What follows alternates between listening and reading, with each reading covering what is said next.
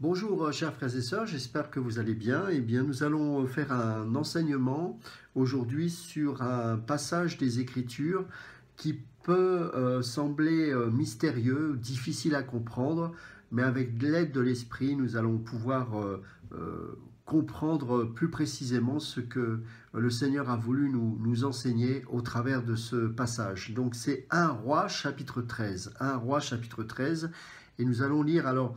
C'est important de lire tout le passage, c'est un petit peu long, j'en suis désolé, mais comme c'est vraiment un chapitre difficile à comprendre, il est important de lire tout le contexte de ce chapitre. Alors à partir du verset 1, voici, un homme de Dieu, alors il y a des mots qui vont se répéter, des expressions et des mots qui vont être répétés à plusieurs reprises sur ce chapitre. Et je vous demanderai de noter l'expression « homme de Dieu » qui va revenir assez souvent dans ce passage. Et un autre mot qui va revenir aussi fréquemment, c'est « prophète ». Donc retenez bien cela, « homme de Dieu » et « prophète ». Voici, un homme de Dieu arriva de Juda à Béthel par la parole de l'Éternel, pendant que Jéroboam se tenait à l'autel pour brûler des parfums. Il cria contre l'autel par la parole de l'Éternel, et il dit « autel ». Autel, ainsi parle l'Éternel. Voici, il naîtra un fils à la maison de David. Son nom sera Josias. Il immolera sur toi les prêtres des hauts lieux qui brûlent sur toi des parfums, et l'on brûlera sur toi des ossements d'hommes. Et le même jour, il donna un signe en disant, c'est ici le signe que l'Éternel a parlé. Donc là encore, une expression qui revient assez souvent, c'est ainsi parle l'Éternel, ou l'Éternel parle, ou l'Éternel a parlé. Voici, l'autel se fendra et la cendre qui est au-dessus sera répandue. Lorsque le roi entendit la parole que l'homme de Dieu avait criée contre l'autel de Béthel, il avança la main de dessus l'autel en disant « Saisissez-le » Et la main que Jéroboam avait étendue contre lui devint sèche, et il ne put la ramener à lui. L'autel se fendit, et la cendre qui était dessus, fut répandue, selon le signe qu'avait donné l'homme de Dieu par la parole de l'Éternel. Donc vous voyez, c'est des expressions qui reviennent régulièrement dans ce chapitre. Alors le roi prit la parole, verset 6, et dit à l'homme de Dieu, encore une fois l'homme de Dieu, « Implore l'Éternel ton Dieu et prie pour moi afin que je puisse retirer ma main. » L'homme de Dieu implora l'Éternel et le roi put retirer sa main qui fut comme auparavant. Le roi dit à l'homme de Dieu, « Entre avec moi dans la maison. Tu prendras quelque nourriture et je te donnerai un présent. » L'homme de Dieu dit au roi, « Quand tu me donnerais la moitié de ta maison, je n'entrerai pas avec toi, je ne mangerai point de pain et je ne boirai point d'eau dans ce lieu-ci, car cet ordre m'a été donné par la parole de l'Éternel. » Encore une fois, cette expression revient. « Tu ne mangeras point de pain et tu ne boiras point d'eau et tu ne prendras pas à ton retour le chemin par lequel tu seras allé. » Et il s'en alla par un autre chemin, il ne prit pas à son retour le chemin par lequel il était venu à Béthel. Or, il y avait un vieux prophète, notez bien ce mot prophète, qui demeurait à Béthel. Ses fils vinrent lui raconter que toutes les choses que l'homme de Dieu avait faites à Béthel ce jour-là, et les paroles qu'il avait dites au roi. Lorsqu'ils en furent fait le récit à leur père, il leur dit, « Par quel chemin s'en est-il allé » Ses fils avaient vu par quel chemin s'en était allé l'homme de Dieu qui était venu de Juda. Et il dit à ses fils, « Scellez-moi l'âne. » Ils lui scellèrent l'âne et il monta dessus. Il alla après l'homme de Dieu et il le trouva assis sous un térébinthe.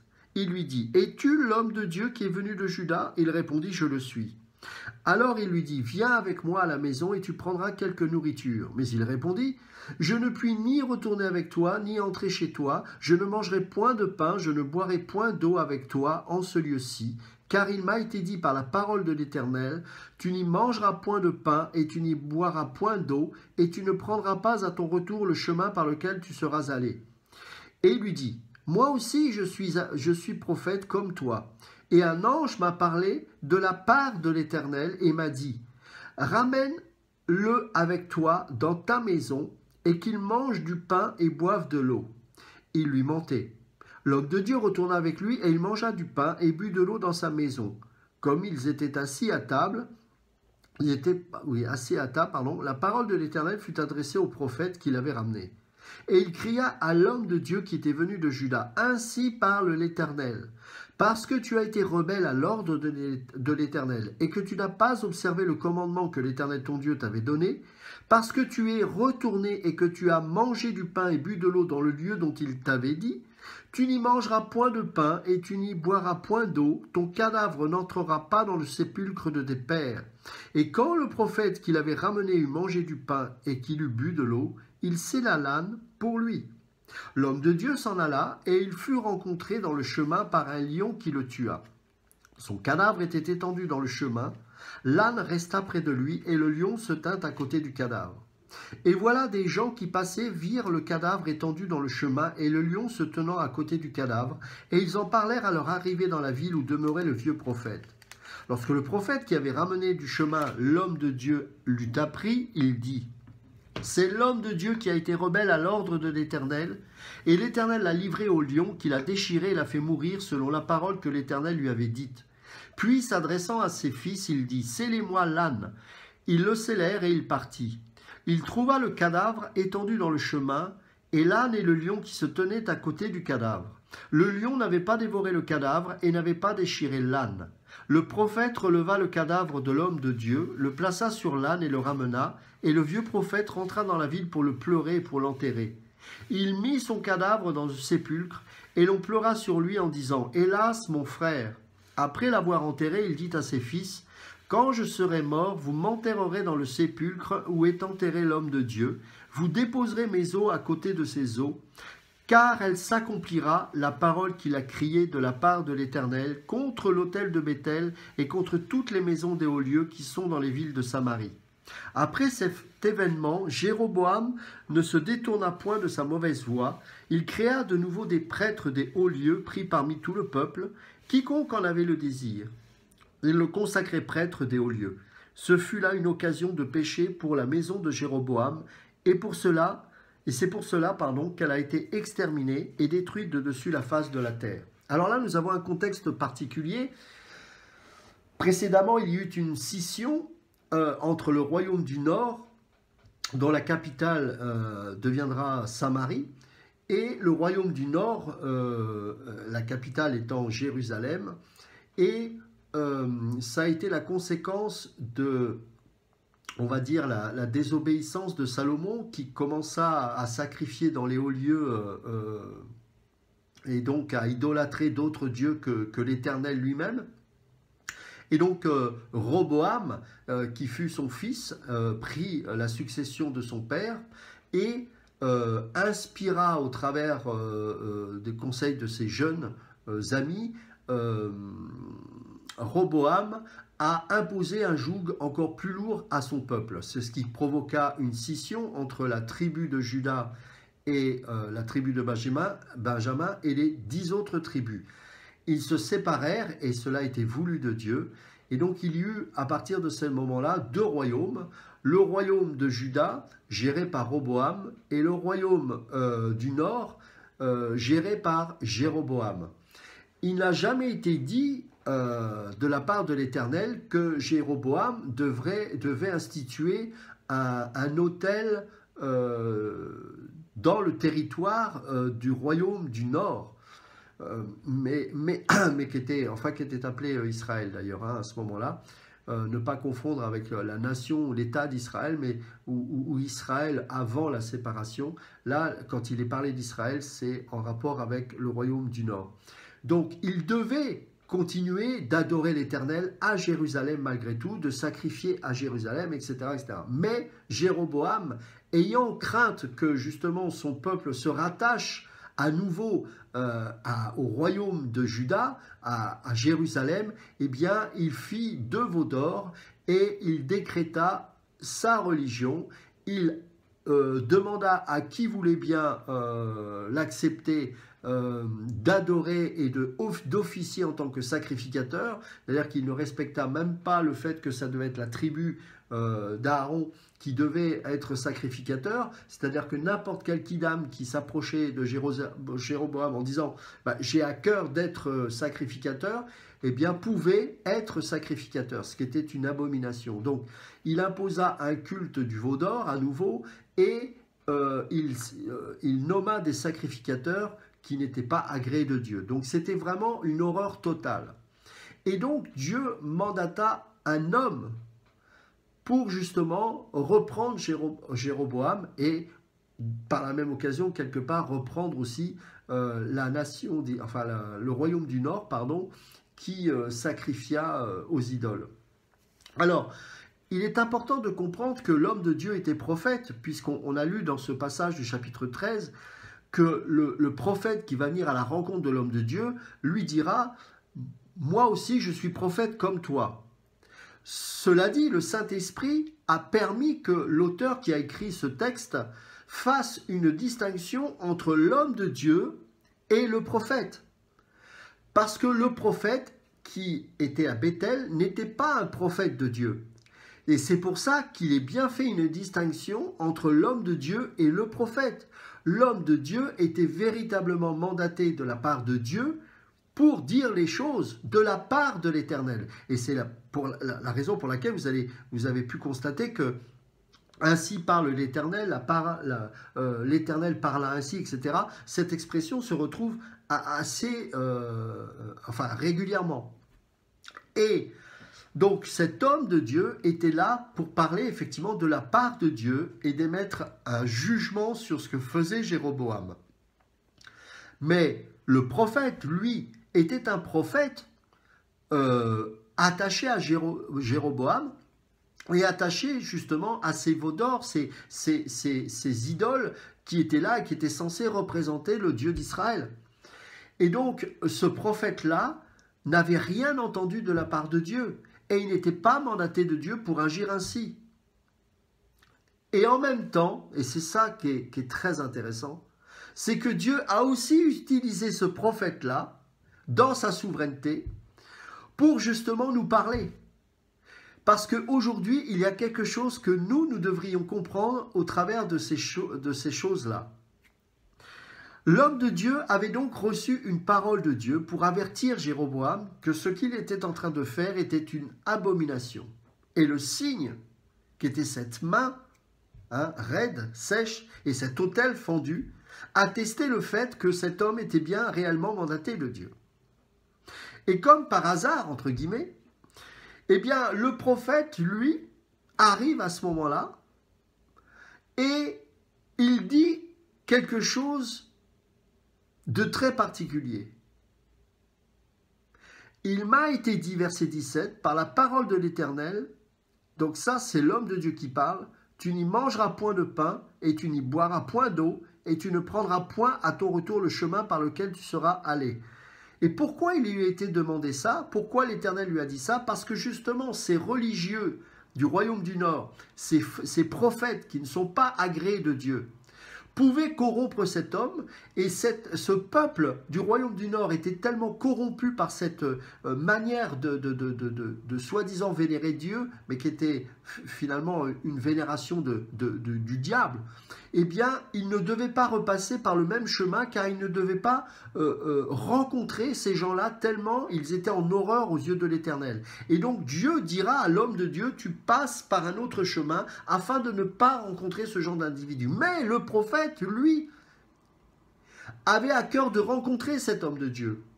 Et il alla à sa rencontre.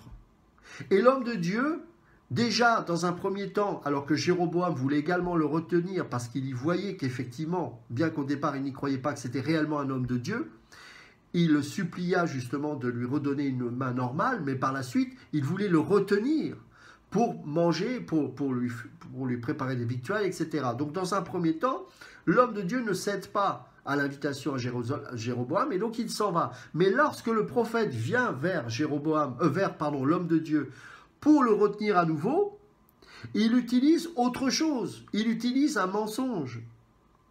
Et qu'est-ce qu'il va dire le prophète au verset 18? Moi aussi je suis prophète comme toi. Oui, mais il y a prophète et prophète. Et un ange m'a parlé de la part de l'Éternel et m'a dit, ramène-le avec toi dans ta maison et qu'il mange du pain et boive de l'eau. Bien sûr, il lui mentait. Parce que si vraiment ce prophète-là avait réellement entendu la voix de Dieu, ne pensez-vous pas qu'il aurait pu parler directement à l'homme de Dieu, puisque dans un premier temps, il avait reçu directement une parole de l'Éternel. Et en tant qu'homme de Dieu et prophète, eh bien, s'il avait eu à comprendre, Dieu lui en aurait parlé directement. Et c'est pour ça qu'il lui a dit de ne pas prendre le même chemin lorsqu'il repartira, parce que certainement ce genre de piège pouvait arriver. Et c'est ce qui s'est passé.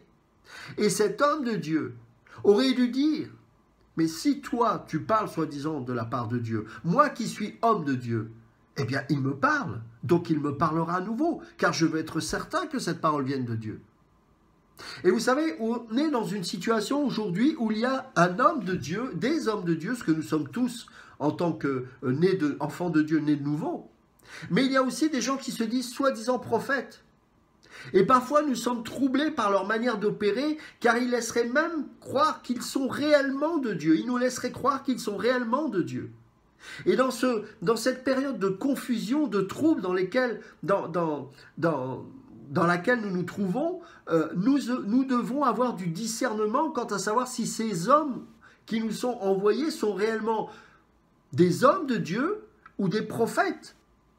Et nous ne sommes plus sous l'ancienne alliance et nous devrions cesser de reporter ou de déléguer notre foi à des intermédiaires qui se nomment prophètes, des intermédiaires entre Dieu et nous, alors que nous sommes tous aujourd'hui ces hommes de Dieu, ces souverains sacrificateurs, selon 1 Pierre chapitre 2 versets 5 à 10. Et donc parce que nous avons reçu le Saint-Esprit, parce que nous connaissons la parole de Dieu, nous devrions avoir du discernement quant à ces hommes-là, s'ils sont réellement de Dieu ou pas, et s'ils nous disent quelque chose, si cela vient réellement de Dieu ou pas.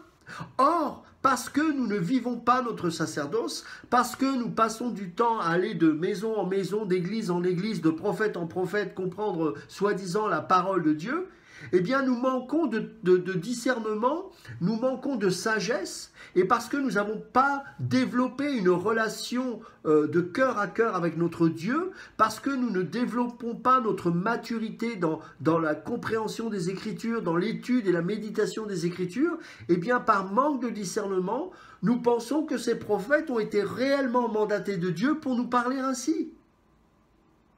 Et même l'homme de Dieu, lui qui a entendu directement la voix de Dieu, s'est fait avoir, a été trompé par ce prophète qui n'était pas, encore une fois, un homme de Dieu. Le prophète n'était pas un homme de Dieu. C'est pour ça que le Saint-Esprit a fait une distinction entre l'homme de Dieu et le prophète. L'auteur, inspiré directement du Saint-Esprit, a bien pris soin d'écrire ces mots-là avec précision pour montrer qu'il y avait une distinction, une différence entre l'homme de Dieu et le prophète, qui lui était prophète, mais prophète de la religion de Jéroboam, prophète des hauts lieux, prophète des veaux d'or.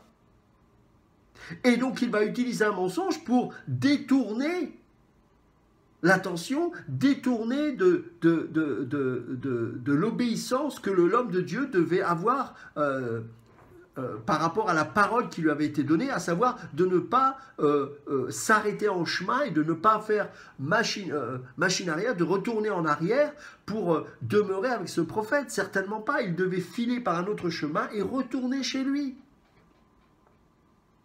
Et donc le prophète va utiliser une parole de mensonge.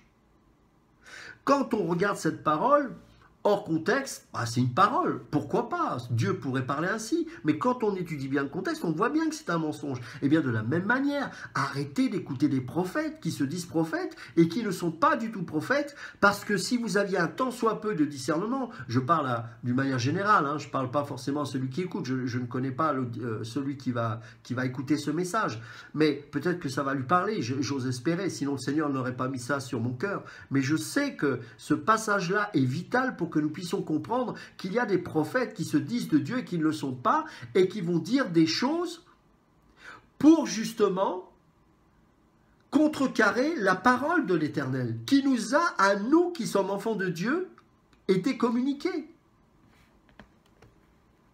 Je vais vous donner des exemples précis. Enfin, un exemple précis. Il n'y a pas longtemps, j'ai reçu soi-disant un message d'une sœur, qui pour moi n'est pas plus sœur que je ne sais quoi, parce qu'elle a eu un songe sur une personne. Ce songe était répugnant, dégoûtant.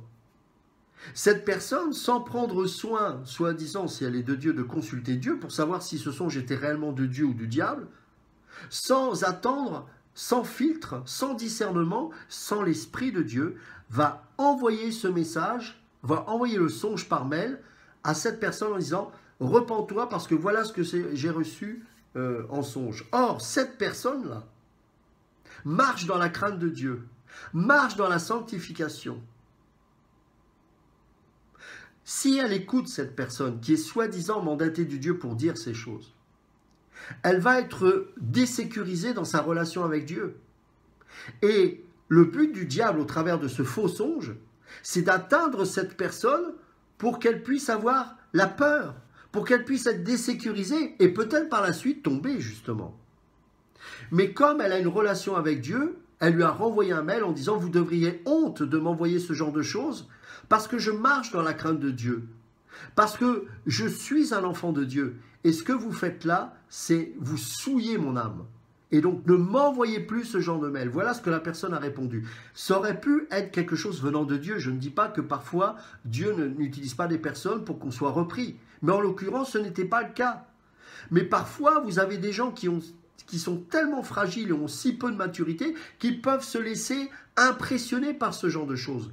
Vous avez un prophète et souvent une prophétesse comme par hasard qui va se lever et dire des choses, même parfois des choses positives, mais qui ne sont pas de Dieu et la personne, parce que ça flatte l'ego ou parce que justement ça amène la peur, eh bien on va prendre ça comme venant de Dieu. Mais ayons du discernement, il y a homme de Dieu et prophète. Un prophète qui n'est pas homme de Dieu n'est pas un prophète de Dieu. Mais là où ça devient plus compliqué, c'est la suite. Regardez ce qui se passe. L'homme de Dieu tombe dans le piège. Il retourne avec le prophète. Et comme ils étaient, verset 20, assis à table, la parole de l'Éternel, et cette fois il est bien précisé, le Saint-Esprit précise, que c'est la parole de l'Éternel qui fut adressée au prophète qui l'avait ramené. Et il cria à l'homme de Dieu, « Ainsi parle l'Éternel, parce que tu as été rebelle à l'ordre de l'Éternel et que tu n'as pas observé le commandement que l'Éternel ton Dieu t'avait donné, parce que tu es retourné et que tu as mangé du pain et bu de l'eau dans le lieu dont il t'avait dit, tu n'y mangeras point de pain et tu n'y boiras point d'eau, ton cadavre n'entrera pas dans le sépulcre de tes pères. » Et quand le prophète qui l'avait ramené eut mangé du pain et qu'il but de l'eau, il scella l'âne pour lui. L'homme de Dieu s'en alla et on connaît la suite. Là, c'est bien la parole de l'Éternel. Comment se fait-il que celui qui est prophète, mais qui n'est pas prophète de Dieu, est saisi par l'Esprit pour parler de la part de l'Éternel? Mes amis, laissez-moi vous dire une chose. J'étais dans un milieu où il y avait des gens qui, pour la plupart d'entre eux, n'étaient pas convertis. Je l'ai compris par la suite. Et ce qui me troublait au travers de ces personnes-là, et surtout au travers d'un gourou, c'est que parfois, ils pouvaient dire des choses qui étaient réellement de Dieu. Et en cela, ça me laissait croire pendant un temps que cet homme, ou ces quelques hommes ou femmes, pouvaient être réellement de Dieu parce que ce qu'ils disaient était vrai. Et ce n'était pas forcément toujours un esprit de python qui agissait en eux, même s'ils en avaient un. Comment ça se fait-il? Rappelez-vous qu'il y a déjà eu des prophètes qui ont été repris par des êtres qui n'étaient pas de Dieu dans le sens sacerdotal. L'âne de Balaam, tout simplement, qui a repris le prophète. Ça veut dire que parfois vous pouvez être dans des lieux où la personne qui n'est pas prophète de Dieu va parler de la part de l'Éternel, saisi d'un seul coup, pour parler à une personne, pour peut-être même vous parler. Parce que Dieu fait ce qu'il veut. Mais ce n'est pas pour autant que cette personne est agréée de Dieu. Et là, ce prophète-là a été saisi par Dieu lui-même pour reprendre l'homme de Dieu et dire « parce que tu n'as pas obéi à mes commandements, voilà ce qui va t'arriver ». Et il a utilisé justement ce soi-disant prophète pour s'adresser à l'homme de Dieu. Et pour autant, à l'instant là où je lis ce passage, ce prophète n'est pas de Dieu. Mais il a parlé de la part de Dieu. Voilà le monde évangélique tel qu'il est aujourd'hui. Et c'est la raison pour laquelle on est complètement perdu. Vous pouvez avoir des satanistes qui parlent au nom de notre Seigneur. Vous pouvez avoir des sorciers. Vous pouvez avoir des faux prophètes. Et parfois, le prophète qui ne l'est pas, mais qui se dit malgré tout prophète, peut parler de la part de l'Éternel. Comme il peut parler à un arbre, au travers d'un arbre, en nous montrant combien la nature est belle. Parfois, nous allons avoir une illumination particulière par rapport à un événement. Est-ce que pour autant, ces gens-là, ou ces choses-là, sont inspirées directement de Dieu? Non, mais Dieu se sert de support pour nous communiquer des choses aussi. Pourquoi? Parce que c'est compliqué, lorsqu'on est dans une situation où nous sommes désobéissants, de nous parler parce que nous sommes nous-mêmes séduits. C'est compliqué quand on est dans une période où l'apostasie règne et on ne sait plus qui est qui. Et Dieu, dans sa souveraineté, utilise parfois des gens qui ne le sont pas de Dieu. Regardez combien de fois nous avons été interpellés par des païens. Pourtant, ils ne sont pas de Dieu pour autant, mais Dieu peut les utiliser.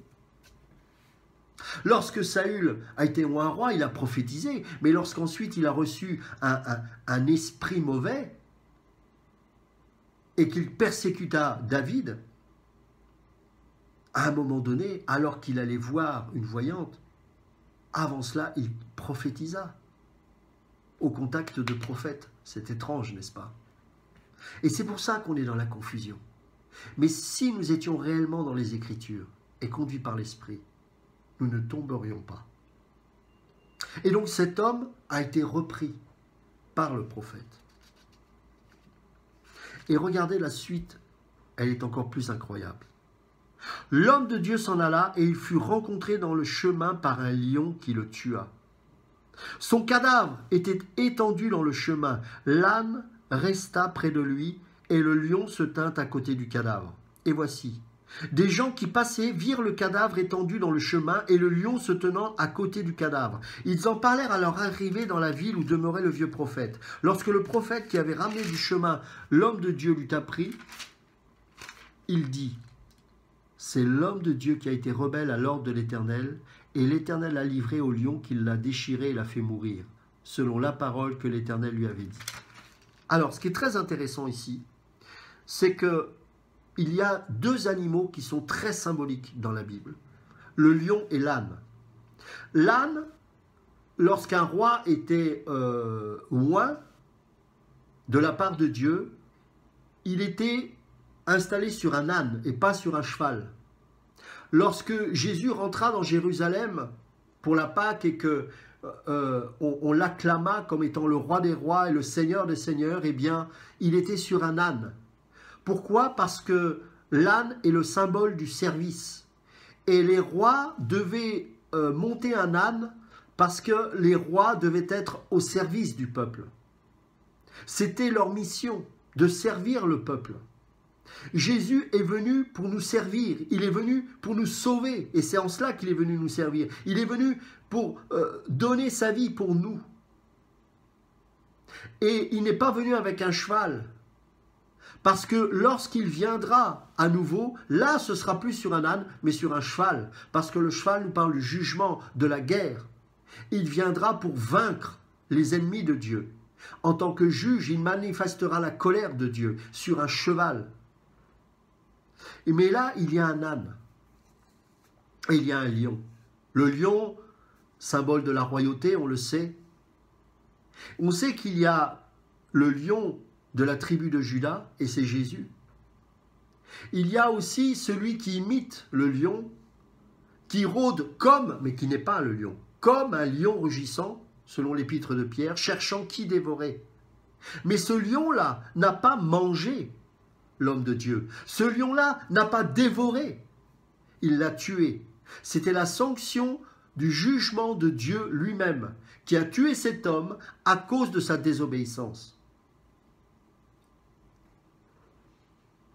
l'homme de Dieu mort, et à côté, il y avait le lion et l'âne. Pourquoi d'après vous? Pourquoi l'âne et le lion étaient à côté de cet homme de Dieu et ne bougeaient pas? Et pourquoi le lion n'a pas dévoré l'homme? Pour la conversion du prophète. Pour la conversion du prophète.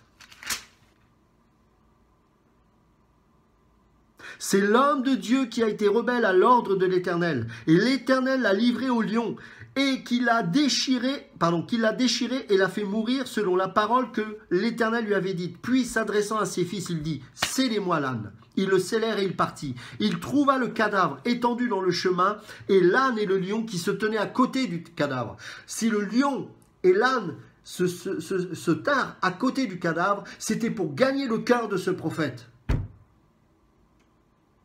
Jusqu'où l'amour de Dieu va, c'est incroyable. Malgré la désobéissance de l'homme de Dieu. Dieu va utiliser cette désobéissance parce qu'il est souverain. Il va utiliser 2 animaux. Il va utiliser même la mort de cet homme de Dieu pour atteindre le prophète dans sa folie. Il trouva le cadavre étendu dans le chemin, et l'âne et le lion qui se tenaient à côté du cadavre. Le lion n'avait pas dévoré le cadavre et n'avait pas déchiré l'âne. Vous vous rendez compte? Tout ça pour toucher le cœur du prophète. Le prophète releva le cadavre de l'homme de Dieu, le plaça sur l'âne et le ramena. Et le vieux prophète rentra dans la ville. Écoutez, là il y a un changement dans le cœur de ce prophète. Pour le pleurer et pour l'enterrer. Il mit son cadavre dans le sépulcre et l'on pleura sur lui en disant « Hélas, mon frère !» Après l'avoir enterré, il dit à ses fils « Quand je serai mort, vous m'enterrerez dans le sépulcre où est enterré l'homme de Dieu. Vous déposerez mes os à côté de ses os, car elle s'accomplira la parole qu'il a criée. » Il a compris que lorsque l'Esprit l'a saisi à lui pour parler, il a voulu montrer, le Seigneur a voulu montrer à ce prophète, alors qu'il était en train de le saisir, que cet homme de Dieu était véritablement un homme de Dieu et que Dieu a parlé. Et parce que Dieu a parlé, là il a réalisé, ce prophète-là, que Dieu était réellement vivant, que Dieu était encore celui qui pouvait parler et que Dieu était le Dieu qui était le Dieu d'Israël. Celui qui est le même hier, aujourd'hui, éternellement. Le prophète a vu un Dieu vivant à l'œuvre parce qu'il a été utilisé d'une manière souveraine par Dieu et qu'ensuite il a permis que l'âne et le lion ne dévorent pas, que le lion ne dévore pas l'homme de Dieu ni l'âne pour rester à côté du cadavre et l'âne reste aussi là en vie pour parler encore une fois, si ce n'était pas suffisant, au prophète que cet homme de Dieu était bien mandaté et que ce prophète-là est un prophète de malheur. Quand je serai mort, vous m'enterrerez dans le sépulcre où est enterré l'homme de Dieu. Vous déposerez mes os à côté de ses os, car elle s'accomplira la parole qu'il a criée de la part de l'Éternel contre l'autel de Béthel et contre toutes les maisons des hauts lieux qui sont dans les villes de Samarie. Voilà, repentance. Il a compris qu'il n'était pas le prophète de Dieu, mais des hauts lieux. Repentance. Il demandera qu'à sa mort, il puisse être enterré avec lui. Il a compris. Qu'est-ce que ça veut dire? Ce prophète qui n'était pas de Dieu, qui parfois a été utilisé par Dieu pour te gagner parce que toi, tu es né de nouveau. Ne déteste pas pour autant ce prophète. Ne déteste pas pour autant ce faux prophète. Parce que Dieu veut gagner son cœur également. C'est pour ça que tu ne dois pas le haïr ou le maudire. Quand bien même cet homme-là est un faux prophète et va peut-être même séduire des véritables hommes de Dieu pour qu'ils tombent.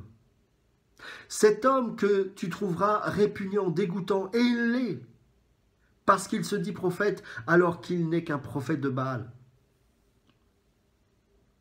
Mais Dieu peut utiliser le fait que peut-être ce faux prophète te persécute.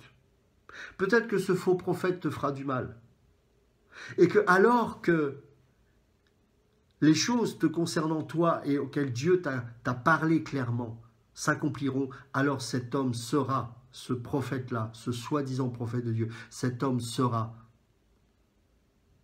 que non seulement tu es de Dieu, mais que Dieu est vivant. Et il se pourra que, au travers de ta vie, quand bien même ce prophète te persécute, il se convertira. Parce que la main de Dieu repose sur toi. Oui, mon ami, celui qui a peut-être été ton gourou d'une secte, celui peut-être qui t'a même menacé de mort, soi-disant au nom de Dieu, il se peut qu'au travers de ta vie, tu puisses être un instrument dans les mains de Dieu pour sa conversion. Pour sa conversion. Voilà le sens de ce passage. Et croyez-moi, je sais ce que ça veut dire. Alors que Dieu vous bénisse. Ne désespérez pas. Ne soyez pas troublés lorsque, en ces temps d'apostasie, vous voyez des soi-disant prophètes parfois parler parce qu'ils sont pris dans les mains de Dieu pour te parler à toi parce que Dieu t'aime. Mais parce que tu as aussi une relation avec Dieu. Tu sais au plus profond de ton cœur que malgré tout cet homme n'est pas né de nouveau. Parce que tu sais que les fruits que tu envoies sont des fruits qui en découlent de lui, sont des fruits pourris. Et c'est pas parce que parfois Dieu peut le saisir pour lui parler que pour autant il est agréé de Dieu. Et qu'il est véritablement de Dieu. Alors ne sois plus dans le trouble. Mais par contre, garde ton cœur dans la paix. Ne haïs pas cet homme.